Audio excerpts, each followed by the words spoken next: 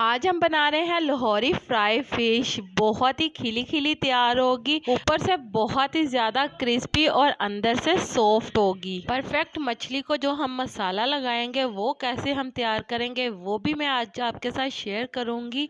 तो इस मज़ेदार सी खिली खिली और बहुत ही मज़ेदार सी जूसी फ्राई फिश को बनाने के लिए हमें जो चीज़ें चाहिए होंगी। बिस्मिल्लाहिर्रहमानिर्रहीम, अस्सलामुअलैकुम जी। क्या हाल चाल है आपके? उम्मीद करती हूँ आप सब खैरियत से होंगे। अल्हम्दुलिल्लाह मैं भी ठीक हूँ। तो आज हम बनाने वाले हैं मज़ेदार सी फ्राई फ़िश। बहुत ही मज़े की तैयार होगी, ऊपर से बहुत ही क्रिस्पी और अंदर से बहुत ही जूसी होगी।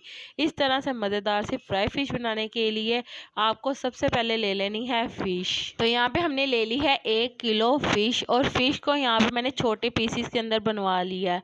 और फ़िश को आपने बहुत ही अच्छी तरह से धो लेना है और धोने के बाद इसे आपने खुश्क कर लेना है।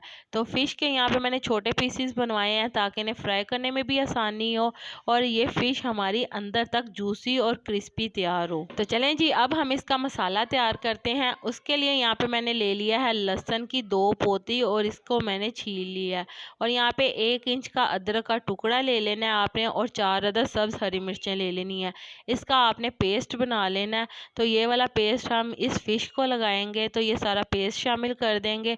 कुछ स्पाइसेस ऐड करेंगे, मसाले हमने घर के ही इस्तेमाल करने हैं इसमें। तो यहाँ पे हम ले लेंगे सुर्ख मिर्च का पाउडर 1 टीस्पून, हल्दी पाउडर 1 टीस्पून, अजवाइन 1 टीस्पून, सुर्ख मिर्च कुटी हुई दादड़ी 1 टीस्पून, ज़ीरा पाउडर हाफ टीस्पून और ज़र्दा रंग यहाँ पे हम शामिल करेंगे 2 चुटकी। नमक यहाँ पे आपने थोड़ा सा शामिल करना है क्योंकि ऑलरेडी नमक फ़िश को लगा हुआ था। तो नमक आपका बहुत ज़्यादा तेज़ हो जाएगा अगर आप इसके अंदर ज़्यादा नमक शामिल करेंगे, इसलिए नमक आपने बहुत ही एहतियात से इसके अंदर शामिल करना है। तो चलें जी, अब हम इसके अंदर लेमन शामिल करेंगे। लेमन का जूस हम शामिल करेंगे। 2 हमने लेमन ले लिए हैं। अगर आपके पास बड़े साइज़ के लेमन है तो आप 1 भी शामिल कर सकते हैं। तो यहाँ पे मेरे पास लेमन छोटे थे तो इसलिए यहाँ पे मैं 2 लेमन का रस इसके अंदर शामिल कर दूंगी। तो लेमन का रस शामिल करने के बाद आपने फ़िश को अच्छी तरह से ये मसाला लगा लेना है। तो बहुत ही अच्छी तरह से हम हाथों की मदद से मसल मसल कर इसके ऊपर लगाएंगे। तो फ़िश को मसाला लगाने के बाद आपने इसे ज़्यादा से ज़्यादा पूरी रात के लिए छोड़ना है। अगर आप पूरी रात के लिए नहीं छोड़ सकते तो 3-4 घंटे के लिए तो आपने इसे लाजमी छोड़ना है ताकि मसाले का फ्लेवर अच्छी तरह से फ़िश के अंदर आ जाए। इसके बाद यहाँ पे हमने ले लेना है बेसन और बेसन यहाँ पे मैंने लिया है आधा कप और आधा कप ही इसके अंदर मैं यहाँ पे शामिल कर दूंगी मैदा। तो इसका हम एक पेस्ट तैयार करेंगे।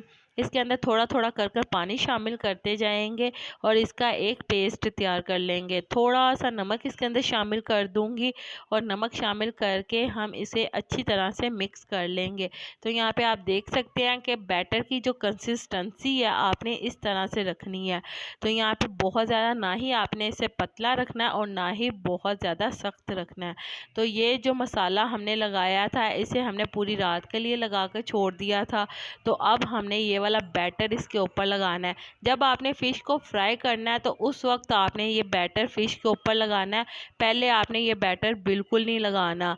तो यहाँ पे आप देख सकते हैं कि बैटर को अच्छी तरह से हमने इसके ऊपर कोट कर लेना है। तो जिस वक्त आप फ़िश को मसाला लगा कर रखेंगे उस वक्त आप फ़िश को फ्रीज़ भी कर सकते हैं। आपने ये वाला जो बैटर है अब लगा रहे हैं हम, ये वाला आपने फ़िश को फ्राई करते हुए ही सिर्फ लगाना है, तब आपकी फ़िश बहुत ही ज़्यादा मज़े की और क्रिस्पी तैयार होगी। तो अच्छी तरह से बैटर के साथ हम इसे कोट कर लेंगे। तो यहाँ पे आप देख सकते हैं फ़िश को हमने अच्छी तरह से बैटर के साथ कोट कर लिया और इसे 2 से 3 मिनट के लिए आपने छोड़ना है। तो उसके बाद हम इसे फ्राई कर लेंगे। यहाँ पे मैंने कुकिंग ऑयल ले लिया है। तो कुकिंग ऑयल जैसे ही हमारा थोड़ा सा गर्म होगा तो हम फ़िश का एक एक पीस उठाकर कढ़ाई के अंदर डालते जाएंगे। तो जितने पीस एक दफ़ा में फ्राई होंगे कढ़ाई में तो उतने पीस हम इसके अंदर शामिल कर लेंगे। आपने कढ़ाई को ओवरलोडेड बिल्कुल नहीं करना और फ़िश को शामिल करने के बाद आपने फ़ौरन चम्मच की मदद से इसे हिलाना बिल्कुल नहीं है। आपने इसे डालने के बाद 1 मिनट के लिए छोड़ देना है ताकि जो मसाला है वो अच्छी तरह से लग जाए। और उसके बाद आपने इसकी साइड चेंज करनी है। बिल्कुल आपने मीडियम टू लो फ्लेम के ऊपर इसे पकाना है ताकि फ़िश अंदर तक पक जाए और अंदर से बहुत ही जूसी तैयार होगी, बाहर से बहुत ही क्रिस्पी होगी। तो इस तरह से अगर आप फ़िश को फ्राई करेंगे तो आपकी फ़िश बहुत ही मज़े की तैयार होने वाली है। तो ऐसे ही हम सारी फ़िश को फ्राई कर लेंगे। तो इसी के साथ मुझे लाजमी बताइएगा कि मेरे प्यारे प्यारे व्यूवर्स मुझे किस मुल्क और किस शहर से देख रहे हैं, ताकि मैं आपका शुक्रिया अदा कर सकूं। और कमेंट बॉक्स में भी लाजमी बताइएगा कि आपको मेरी आज की मज़ेदार सी लाहौरी फ्राई फ़िश कैसी लगी। और आप सबका मेरी वीडियो को देखने का और पसंद करने का बहुत बहुत शुक्रिया। तो चलें जी, यहाँ पे आप देख सकते हैं हमारी बहुत ही मज़ेदार सी लाहौरी फ्राई फ़िश तैयार हो गई है। बहुत ही मज़े की जूसी तैयार हुई है। आप देख सकते हैं खिली खिली है और बहुत ही मज़े की है।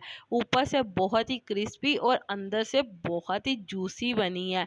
खाने में बहुत ही मज़े की थी। तो आप भी इस मज़ेदार सी रेसिपी को इस सर्दियों में बनाएं और अपनी फैमिली के साथ इंजॉय करें। तो ये मज़ेदार सी फ्राई फ़िश आपको बाज़ार की बनिस्बत घर पर बहुत ही सस्ती पड़ेगी, बाज़ार में बहुत ही महंगी होगी। तो इसलिए आपने इसे लाजमी घर पर ट्राई करना है। बहुत ही मज़े की ये बनती है घर पर। और बाहर जो आप फ़िश लेते हैं वो छोटी फ़िश फ्राई करते हैं जिसके अंदर कांटे बहुत ज़्यादा होते हैं। जो आप घर पर लाकर फ़िश को फ्राई करते हैं उसके अंदर कांटे कम होते हैं। तो यहाँ पे मैंने 3 केजी का फ़िश का पीस लिया था और इसे मैंने यहाँ पे बनवाया था फ़िश के लिए। तो जिसके अंदर से मैंने 1 केजी यहाँ पे मैंने फ्राई कर लिया और बाकी जो फ़िश है वो मैंने बनवा ली थी सालन के लिए। तो फ़िश के अंदर कांटे जितने कम होंगे तो बच्चों को फ़िश खाने में बहुत ही ज़्यादा आसानी होगी। बच्चे बहुत ही ज़्यादा शौक से खाएंगे और बहुत ही मज़े की ये तैयार होगी। तो चलें जी, उम्मीद करती हूँ मेरे प्यारे प्यारे व्यूवर्स को मेरी आज की मज़ेदार सी लाहौरी फ्राई फ़िश की रेसिपी पसंद आई होगी। अगर पसंद आई है तो मेरी वीडियो को लाइक कर दें और अगर आप मेरे चैनल पर नए हैं तो काइंडली मेरे चैनल को सब्सक्राइब कर लें ताकि आने वाली तमाम वीडियो का नोटिफिकेशन आपको बर वक्त मिल सके। अल्लाह ताला आपको बहुत सारी खुशियाँ अता करे, आपके रिज़्क़ में ढेरों ढेर बरकत अता करे, आपको मक्कतुल मुकर्रमा और मदीनातुल मुनव्वरा की हाज़िरी नसीब करे। आमीन सुम्मा आमीन। तो इसी के साथ मुझे भी अपनी दुआओं में याद रखिएगा। मिलती हूँ आपसे एक और मज़ेदार रेसिपी के साथ एक और नई वीडियो में। तब तक के लिए मुझे दीजिए इजाज़त। अल्लाह हाफिज़।